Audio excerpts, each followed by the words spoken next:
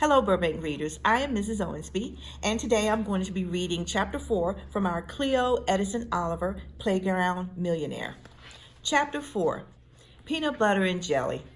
Cleo woke up Thursday feeling bearish, which was what you were when things were not looking up. She was intrigued by the thought of getting to know her new teacher since everyone said he was the opposite of his name, Mr. Boring. But she was not really looking forward to school. First of all, there was the school part. Cleo liked learning things, if only she didn't have to do all the pesky assignments. And this year she had to face the awfulest of awful assignments. The one she'd been dreading since third grade. The fifth grade family project. Ugh. Every year they hung in the fifth grade hallway of New Heights Elementary construction paper trees with green leaves labeled with names. Names of kids, parents, grandparents, great-grandparents, aunts, and uncles. Biological family. Learning about genes. Finding out about where you came from. All stuff she couldn't do because her birth parents, whoever they were, hadn't wanted her to know who they were. She glanced at Fortune A. Davies on her wall.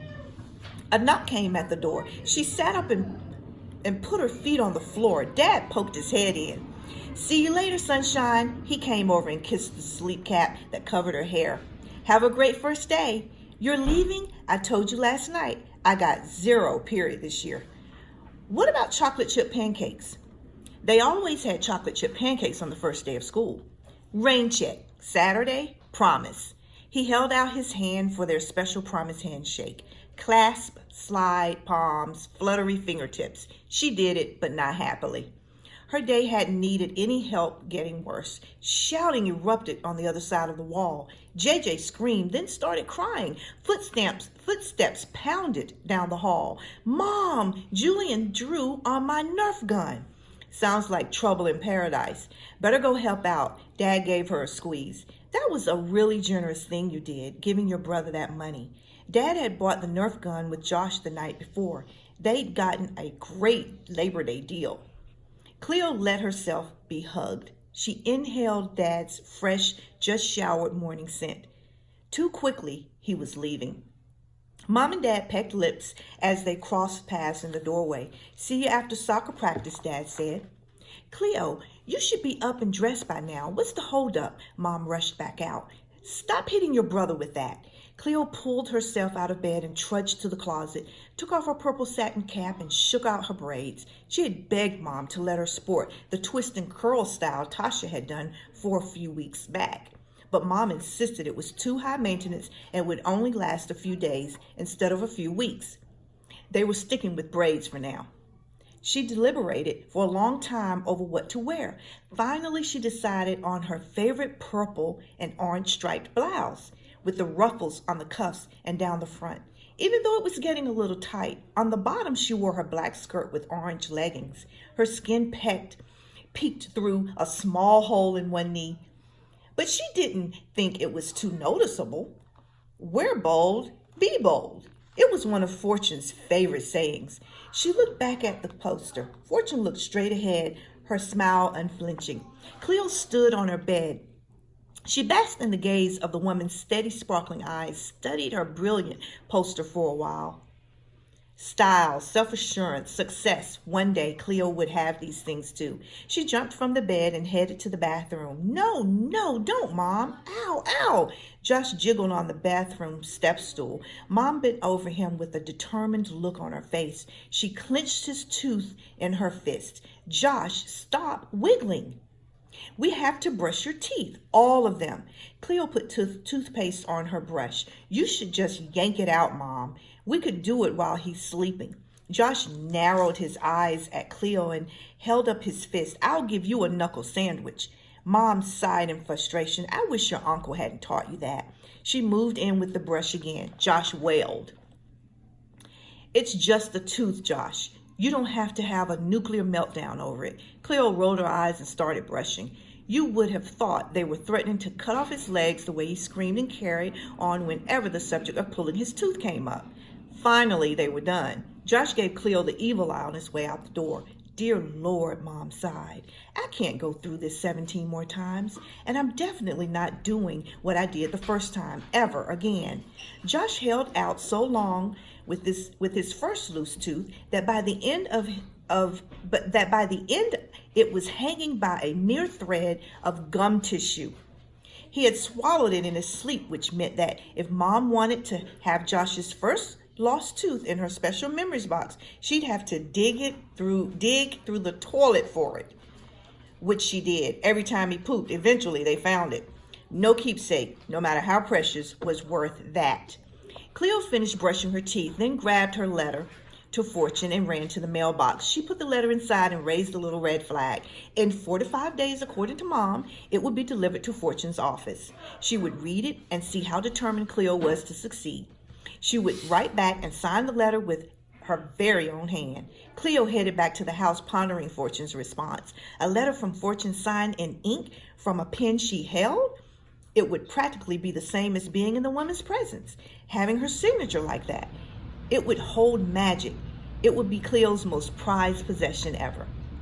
In fact, she probably would. Yes, she'd even stick her hand in a toilet to save it. As the family minivan pulled up to school, Cleo searched the huddles of kids looking for Kaylee's black hair and baby blue suede jacket. Cleo hadn't seen her best friend in 10 whole days. She'd been visiting her dad at his new house in Palm Springs. Mom came around to the side door. She hugged Josh hard and kissed his face before he jumped out. Have a great day, my big first grader. Cleo stepped out and Mom wrapped her arms around her. Love you, kiddo. She kissed her forehead. You sure you don't want me to hang around until the bell rings? I'm sure. You nervous? No. Why should she be nervous? You're clicking your wrist. Cleo's right wrist had a click in it. She had a habit of circling it until she heard 7 clicks in a row for good luck. Maybe she did it a bit more when she was nervous. I'm okay. Come on, Josh said urgently. Benny is waiting for me. Mom squeezed her again. See you after school, love. Okay, love you too. They walked toward the building. Josh turned and waved as the van pulled away. Remember, I'm in room 14 if you need me, Cleo said when Mom was gone. Why would I need you? He peered out from beneath his Dodger's hat. So much for trying to be a helpful big sister. I don't know. What if you get a bloody nose? I'll pinch it and go see Nurse Bashara. Between nosebleeds, tummy aches, and his asthma, Josh spent a fair amount of time in the nurse's office. He and Nurse Bashara were practically best buds. She shrugged. Okay. Josh saw Benny and took off running. See you later, she called. Bye. She kept going through the front doors and the short hallway that separated the multi-purpose room and gym from the main office and onto the playground. Kaylee was walking up the same time from the opposite direction. Peanut butter, jelly! Their 4th grade teacher, Mrs. Newsmeyer, had told them they were like peanut butter and jelly, impossible to separate. Cleo ran and gave Kaylee a huger than normal bug-a-hug, as if they'd been apart for months. A bug-a-hug was a hug they'd invented that was so tight it practically made your eyes bug out. Nice outfit, Cleo stood back as she admired Kaylee's clothes. Her turquoise t-shirt came down over the hips of her cuffed jeans, which had hearts and flowers stitched on the legs. Over her shirt, she had on a totally adorable purple bolero sweater, and on her feet, purple Mary Jane shoes. My dad took me back to school shopping. Cleo's striped, too tight button-up blouse suddenly seemed faded.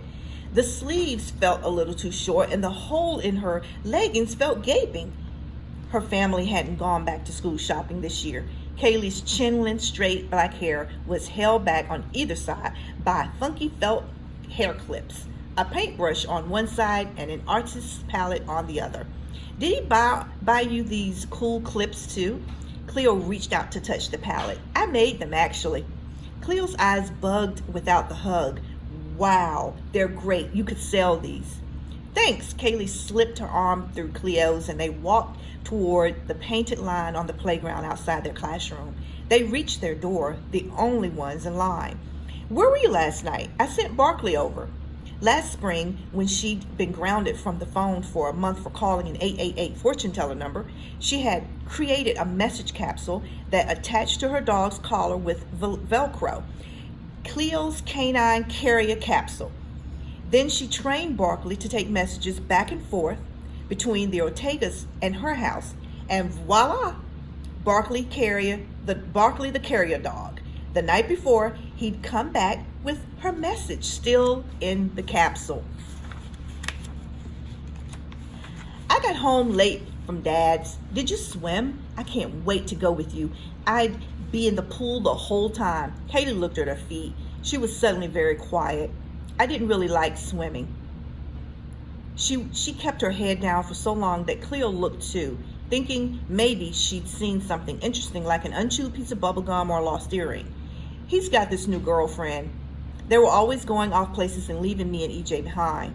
The whistle to line up shrilled. A girlfriend. Something just didn't seem right about a dad having a girlfriend. Cleo was about to say so when she heard Lexi Lewis's mocking voice. Hey, LaSnore, how was your summer? Much more laboring than mine, I'm sure. Cleo stood as straight and tall as she could, but Lexi still looked down on her. She wore a fur-lined hooded vest. A gold purse covered in rhinestone flowers hung by her side. Who brought a purse to school? Lexi Lewis, that's who. I see you're still wearing braids. Lexi's hair was pressed and sleek all the way down to her shoulders. I see you're still at new heights. Lexi always bragged that her parents planned to put her and her brother Cole in private school. If only they would, Cleo thought. Her life would be so much easier. Did you think I wouldn't be? Hoped was more like it. What about private school? We're applying for middle schools now. Elementary doesn't really matter anyway. Her eyelids fluttered. How are your dolls? Cleo clenched her teeth. I don't play with dolls. You did last year. Well, I don't anymore. I'm too busy running my business. Oh, like selling doll rugs? No, avocados. Lexi sputtered. Avocados? Yep, made $33 yesterday. Wow, Cleo, Kaylee said. That's a lot. Cleo could tell Lexi didn't want to look too impressed. Not nearly enough to buy this. She held up the purse. If you're wondering, yes, it's a real Tutti Frutti. She admired her own handbag. Tutti Frutti? Kaylee said, her nose wrinkled. Isn't that an ice cream flavor? Cleo cracked up. Lexi Lewis just cracked. At least it looked like her long, skinny face had. I said Tutti Frutti. But of course, you two wouldn't know. Cleo knew, actually. Fortune loved Tutti Frutti shoes and handbags. She's only the hottest designer of the decade, Lexi crowed. The whistle sounded again. Too bad we're not in the same class this year, LaSnore. I could have taught you some things about fashion. She looked Cleo up and down. I'll give you a quick tip now. Get rid of the religious leggings. Cleo looked at her, confused. Religious leggings? Lexi pointed at Cleo's knee. They're holy. She laughed as if she were funny. Cleo stuffed her fists into the crooks of her arms and made her eyes into slits. If Lexi Lewis wasn't careful, she was going to get herself a knuckle sandwich before the year was over. See you around. The Tutti Frutti purse swung out to the side as she swiveled and flounced toward the other fifth grade line. For your information, my middle name isn't Lenore anymore, Cleo called after her. It's Edison. Lexi ignored her. She's horrible, Kaylee said, using one of their favorite made-up words. The opposite of horrible was splendorvelous. They both giggled, and Cleo's fists relaxed. The door to their classroom opened, and a tall, skinny man in a red, blue, and green Hawaiian shirt came out. Hello, room number 14 fifth graders. Do I have some big plans for you? He high-fived Cleo, Kaylee, and a few other kids at the front of the line. Cleo wished she had some big plans for how to deal with Lexi Lewis. She glanced at Lexi's purse, glinting in the sun, and told herself she could care less if Lexi Lewis owned a Tutti Frutti, even if the designer label was Fortune's favorite. That's going to conclude Chapter 4 our Burbank readers. And remember, readers are leaders. Keep reading.